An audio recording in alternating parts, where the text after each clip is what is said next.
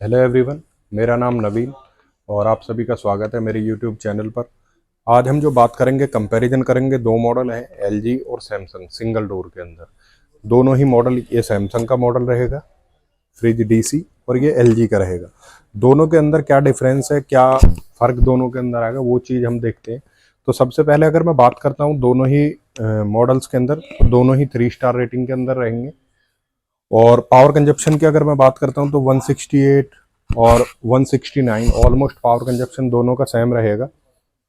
ये जो model litre capacity में आएगा सैमसंग का, वो आएगा 183 लीटर के अंदर, और ये जो कैपेसिटी आएगी वो 185 लीटर के अंदर। अब हाइट में जो डिफरेंस है, थोड़ा सा इसकी विड्थ ज़्यादा आएगी और थोड़ी सी डेप्थ ज़्यादा आएगी, आधा इंच 1 इंच के आसपास। तो थोड़ा सा विड्थ और हाइट में, इसलिए हाइट में और विड्थ में थोड़ा सा फर्क रहेगा दोनों की। ये थोड़ा हाइट ज़्यादा रहेगी, उसकी कम रहेगी।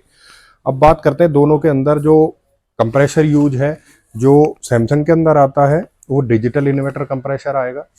डिजिटल इन्वर्टर कंप्रेसर का बेनिफिट यही है कि आप जब कंप्रेसर को रन करते हो तो एक तो पावर कंजप्शन इसकी कम रहेगी, 50% तक आपका लेस नॉइस रहेगा, और इसकी जो वारंटी रहेगी कंप्रेसर की वो 20 ईयर रहेगी। साथ ही साथ इसमें होम इन्वर्टर पे अगर आप कनेक्ट करना चाहते हो रेफ्रिजरेटर को तो वो भी कर सकते हो।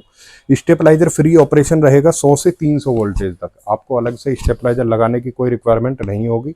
सेम ही अगर मैं बात करता हूँ एलजी की, तो एलजी के अंदर जो आता है स्मार्ट इन्वर्टर कंप्रेसर आएगा। स्मार्ट इन्वर्टर कंप्रेसर बेनिफिट यही है कि आप इसे इन्वर्टर पर रन करना चाहते हो वो भी कर सकते हो, और स्टेबलाइजर फ्री ऑपरेशन रहेगा। ये 90 से आपका 310 तक रहेगा जो इन्वर्टर मॉडल है इसका, और वर्क विदाउट स्टेबलाइजर जो 90 से 310 रहेगा।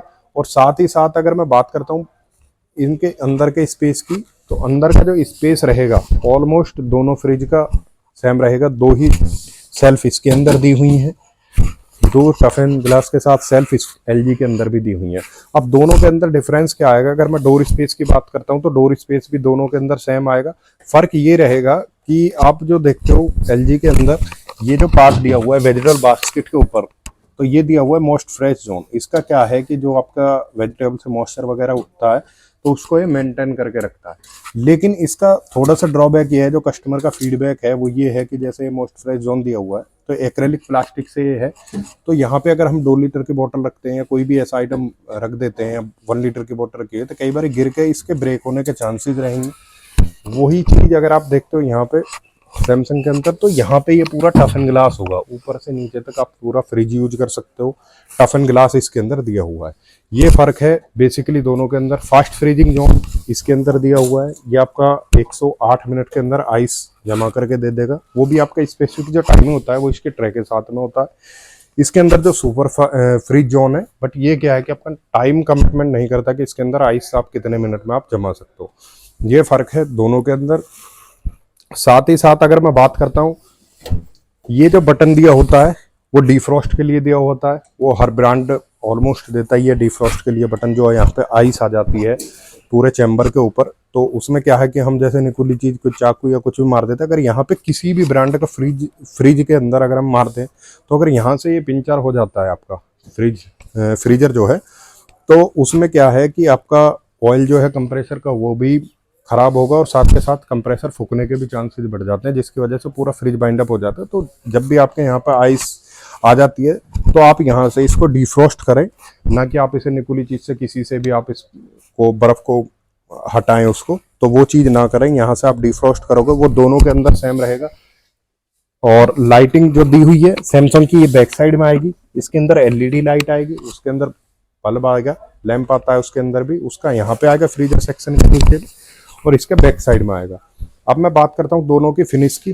दोनों के अंदर सीट दी हुई है, और इसकी जो वारंटी रहेगी 1 ईयर कंप्लीट और 10 ईयर कंप्रेसर रहेगी एलजी की, और जो सैमसंग की वारंटी रहेगी 1 ईयर कंप्लीट और 20 ईयर इसके कंप्रेसर की रहेगी, जो भी डिजिटल इन्वर्टर कंप्रेसर आएगा इसका। साथ ही साथ दोनों ही फ्रिज लेदर कोटिंग के साथ में रहेंगे। ये दोनों ही फ्रिज लेदर कोटिंग है, यहाँ से पूरा 3 साइड से लेदर कोटिंग का बेनिफिट ये रहता है कि जैसा आपने पहले देखा होगा कि फ्रिज साइड से गलना स्टार्ट हो जाता था, मॉइस्चर पकड़ता था, तो वो चीज लेदर कोटिंग में इफेक्टिवली, जैसे स्क्रैचेज आ जाते हैं तो वो चीज भी नहीं होगी, और आपका मॉइस्चर वगैरह उतना इफेक्टिवली ये नहीं वो करेगा। अब बात करते हैं बैक साइड। सबसे ज्यादा जो रिव्यू आते हैं या कोई भी कस्टमर पूछता है, तो रीजन क्या है कि सैमसंग जो है वो बैक साइड से कवर्ड आता है और एलजी जो है वो बैक साइड से ओपन आता है। दोनों ही फ्रिज जो है बैक साइड से मैंने आपको दिखा दिए हैं। तो सैमसंग इस टाइप से पीछे से बैक साइड से कवर्ड आता है और हायर भी ऑलमोस्ट कवर्ड देता है अपना फ्रिज सिंगल डोर के अंदर। डबल डोर तो मोस्टली सभी ब्रांड के कवर्ड ही आते हैं, कोई एक आध मॉडल किसी ब्रांड का होगा जिसमें कॉइल ओपन आती है, अदरवाइज सब कवर्ड आते हैं। तो इसमें ये बैक साइड से कवर्ड है और इसके अंदर जो आती है ये कॉइल बाहर आती है। अब होता क्या है कि जैसे हम कहीं भी जाते हैं तो कई बार सेल्समैन ये बोल देते हैं कि जैसे ये कॉइल ओपन है तो ये साइड से गर्म नहीं होगा सर, इसकी हीटिंग निकलती रहेगी।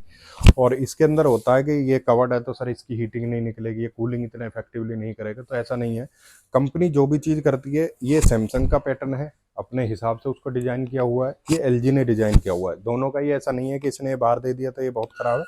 हाँ, एक चीज़ है कि जैसे हम कहीं भी ट्रांसपोर्ट जॉब करते हैं, हम कहीं भी ट्रांसफ़र है, जैसे कहीं भी ट्रांसफ़र हो जाता है तो हम उसको पैकिंग उतनी अच्छे से नहीं कर पाते। तो क्या होता है कि ये कॉयल है, तो ये कॉयल अगर बेंड होती है, कहीं भी कुछ होता है तो थोड़ा सा इसका हमें रहता है, अदरवाइज इसमें वो चीज़ नहीं होगी। ये फ़र्क है। बाकी दोनों के अंदर जो ये इलेक्ट्रिक वायर जितनी भी रहेंगी, एलजी जो देता है यहाँ पे ये रिंग वो दिया हुआ है स्प्रिंग टाइप, जिससे आपका ये कवर किया हुआ है कि चूहे वगैरह इस वायर वगैरह को ना काटें। और वही चीज़ अगर आप सैमसंग में देखोगे तो सैमसंग में ये एक बॉक्स दिया हुआ है जिसके अंदर सारी जो वायर है वो सेपरेट इसके अंदर कवर की हुई है। ये बेनिफिट है इसके अंदर, जैसे चूहे वगैरह वायर को काट देते हैं तो इसमें जो वायर बाहर होगी मेन वायर, उस पर भी आपका स्प्रिंग दी हुई है जैसे एलजी के अंदर दी हुई है। दोनों ही इन्वर्टर कंप्रेसर है, दोनों ही सेम है। अब बात करते हैं जो कवर के हिसाब से बोलते हैं कि ये अंदर साइड से गर्म होता है रेफ्रिजरेटर। तो अगर मैं आपको एक चीज़ ये दिखाता हूँ कि आप यहाँ से देखोगे इसको पास से, तो ये सैमसंग का रेफ्रिजरेटर है। तो फ्रिज की साइडें गर्म हो सकती हैं जो कि मॉइस्चर को हटाने के लिए डिज़ाइन की गई है, ये कोई ख़राबी नहीं है। तो ये आपका सैमसंग के ऊपर साफ लिखा हुआ है कि इसके अंदर अगर साइडें गर्म होती हैं तो वो ये है कि जैसे हम साइड से पोछा वगैरह लगाते हैं या क्लीन करते हैं तो मॉइस्चर इसके ऊपर ना रुके, तो इसकी वजह से वो हीट करता है कि वो सूख जाए, जिससे साइड से गले ना रेफ्रिजरेटर। वही चीज़ अगर हम एलजी पे भी देखते हैं, क्योंकि एलजी की तो कॉइल बाहर है, तो वही चीज़ यहाँ पे एलजी पे आपको दिखेगी। ये आपका फ्रिज की साइडें गर्म हो सकती हैं, यह कोई ख़राबी नहीं है, मॉइस्चर को रोकने के लिए डिजाइन किया हुआ है। तो ऐसा नहीं है कि इसकी कॉइल बाहर है तो ये कूलिंग इफेक्टिवली करेगा और ये बिल्कुल कूलिंग नहीं करेगा, तो ये ऐसा नहीं है। दोनों की ही साइड से गर्म होते हैं ज़्यादातर रेफ्रिजरेटर, ताकि मॉइस्चर इनके ऊपर ना रुके और जो रस्टिंग वगैरह की प्रॉब्लम आती है वो ना आए। Thank you.